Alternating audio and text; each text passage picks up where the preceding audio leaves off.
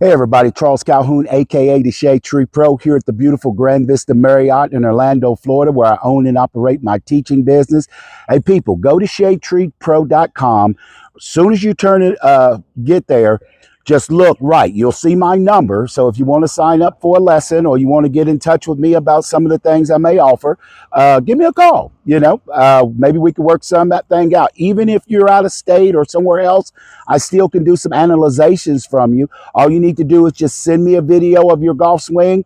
And then, I do those little nice snips and stuff, and I break it down, and I really, give you some good advice about little things that that you can work on in your golf swing. I still like those still pictures. I mean, you can see certain things. I know as the swing speeds up, there are certain things that happens. There's no question about that. But still, you can learn a lot by what you see. It's like reading words. Once our brain see it, then all of a sudden now they can interpret it things maybe sometimes a little bit better. But this right here is going to be a Shade Tree Pro top-down original. I was going to save it for the membership channel, but I think this is so important for everybody. And I wanted to get to more people as I possibly can. I look like I've gained a couple hundred subscribers in the last few days, which is amazing, and I love it. Let's keep pushing that up there. But anyway, people, I'm going to show you something here. And this is the Shade Tree Pro original. Now, if you look at the wrist, you've got on this side, on the pinky side, put this over in my pocket. You got the on the side of the hand right there, and that bone does not connect.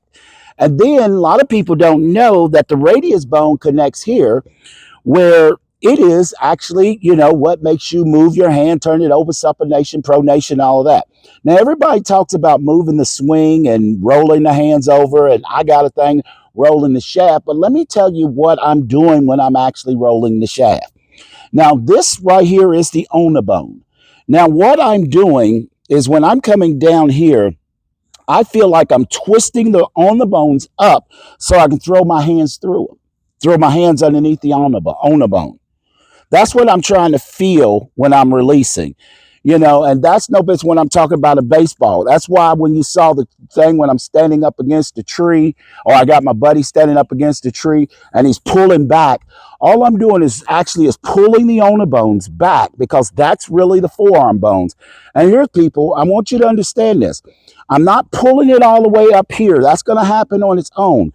What I'm doing is working on the secondary areas with just the forearms right here, and I'm pushing those back, kind of like when you get down here and you do a push-up. In a sense, when you push up, it's the forearms that's pushing into the bottom of the upper arms, that's pushing and causing the scapulus to retract when you're doing a push-up, So the original that I'm going to show you here is, like I said, I want to own my release. I think once you get the release down, I just think everything will fall into place. I think many tour players, when they lose their game, I think they lose the ability to release that club because they lose that timing of it. I said that one time about Tiger Woods. When Tiger started hitting it real bad and everybody was talking about his back, and, of course, he had all that stuff, no question. But I still think, because somebody had said something to him, I won't even say the teacher's name, that he had changed his grip. And when it was a massive change in regards of my thinking of someone of that level. And then all of a sudden, man, he could not. It's timing. He was chunking. He was doing all kinds of things. I think that release is so important. And you've got to learn how to release the golf club, and you've got to do it in slow, getting that slow feel for it. So when I'm hitting this, I want to feel like when I'm coming up, I want to feel like I'm twisting the bottoms of the ulna bones up. That's pushing into the upper arms, causing this to happen. You know, and what I call this, no different than like the forearms as well as below the knees down to the ankles, I call those are the secondary bones. You know, the main bones is the upper arm and or primary. And the reason they're primary because they connect directly into the joint to make it, you know, mobile. What we want to try to do is we're working on the secondary, which is, you know, the feeling of, you know, the below the knees, because the body pressure is always going to be pressing down on top of the tibular bone. So we're going to be pressing down on that. But we want these arms to feel, and I always say that you make it, you know, I call it down, but, you know, when your arms are up here, you know, you feel that pressure. You feel that pressure on the bone, just like I said, just moving into the upper arm and making it go. And when you do that, you know, and this is why I say that, because I don't want your body standing up. Because most people hit it fat is because they're pushing the ulnar bone down, and I want to feel like it's twisting up, you know. And what it does when it twists up, then it raises the arms and it allows the hands to go through, you know. And you got to get your feel and your timing for it to where you feel that you can be able to release that at a great time. Now, I've told people before, and then people are starting to see the video and they're starting to see what I'm talking about, you know, because it makes so much sense. In any athletic motion, we're not trying to drag the hands here. What we're trying to do is, and you see people now, you know, they're showing people how to release that club, you know, like going like that. Well, the reason you're doing it, you're feeling it here, because if you wait to get down to here to lift the ulnar bone, it's going to be too late. So you got to learn to find your position somewhere around in here that you feel like, remember I said, if you're early, you're on time. If you're on time, you're late. And you're late, you know, is definitely unacceptable. So what I'm trying to do is I'm trying to find a position, and I have my position or area where I feel like I'm starting to twist it at back towards the elbow. You know, this would be basically the proximal end for all you all who know science and understand science. This would be the proximal end of the ulnar bone. And what we're doing is we're twisting it back towards the distal end, you know. So I want to feel that. And I'm going to try to just get that rhythm to where I can start feeling that, releasing it. So I'm throwing the hands underneath the ulnar bone.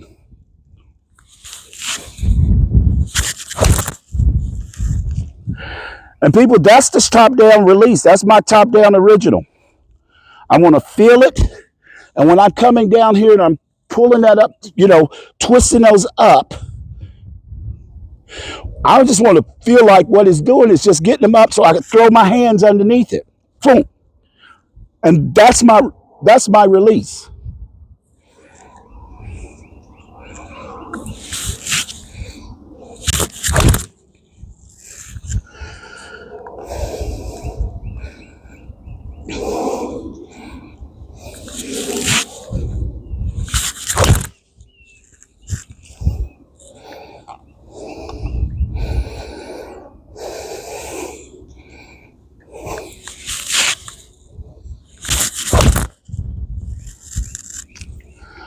And people, not only if that's an original, you know, that's one of those things that just looks so, I mean, it feels so good once you get it, because all of a sudden you start getting that timing of when you just, and it just gets to the point to where, you know, you're just doing it over and over because you know exactly what you're trying to do. You're exactly sitting there, whether you're playing baseball or whatever, all you're doing is trying to throw the hands, and we're going to throw the hands past the, would be the proximal end of the radius bone. I mean, excuse me, of the ulnar bone. You're just throwing it past it.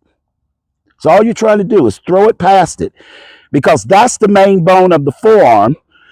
And the radius bone is the only one that turns over. And see, and I, this is, I don't know, man.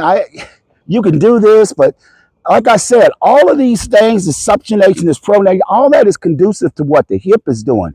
And as I told you all, I want the releasing of the golf club to be conducive to the arms, not to what the hips and everything is doing. So even if you're hitting like some little chips, in a sense, you still can feel that. As I said, we're working with the secondary, which secondary bones and muscles, which is in the forearms, as well as from the knees down, in a sense, of the legs. We're going to feel that. That's why you felt people back in the day pinching these in. Everybody thought that you're working with the thighs, but no, what you're actually doing is getting the legs, because that's a direct connection with the ankles. And now, by getting that action, what I just talked about, of feeling that, missed that one, get your timing to where you can feel that, and you feel like you're just throwing the hands through and under the ulnar bone. And I'm telling you, people, once you start getting the feel for that, over time, it'll start speeding up. Because why it'll start speeding up is simply because you'll know exactly what you're doing. You'll know why you're doing it. You'll be able to see it.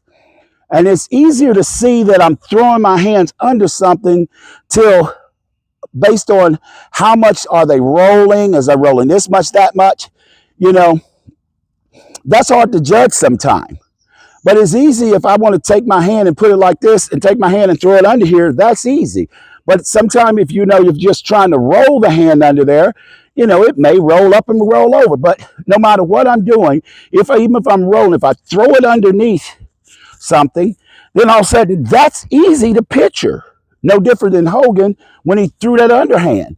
I mean, that's the whole purpose. You throw that underhand and it throws it under. See, like that? Boom. Throw that underneath there. So once again, feel like you're throwing it under here,